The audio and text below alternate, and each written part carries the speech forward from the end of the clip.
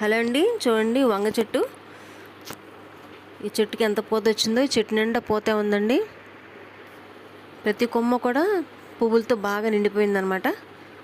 ఇంత బాగా పువ్వులు వచ్చిన చెట్టుకి మనం మంచి ఎరువు ఇచ్చామనుకోండి, కాయలు బాగా కాస్తాయి.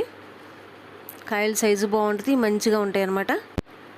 దానికి మనం ఇవ్వాలంటే చూడండి, 100 రూపాయల టబ్బులోనే పెట్టాను దీన్ని నేను.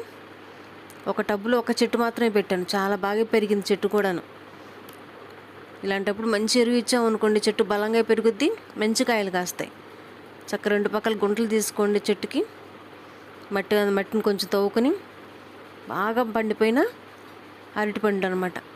అరటిపండ్లని తొక్కల్ని పండిపోయిన కాయల్ని అలా ఉంచేస్తే బాగా మాగిపోయినాయి, మాగిపోయినాయి అంటారు చూసారా, అలా మాగిపోయినాయి. ఈ మంచి రిచ్ ఎన్పికే అంటే నైట్రోజన్, ఫాస్ఫరస్, పొటాషియం చెట్లకి చాలా అవసరం. ఈ టైంలో ఇచ్చామనుకోండి, ఇంకా వాటికి ఇంకేం ఇవ్వక్కర్లేదు.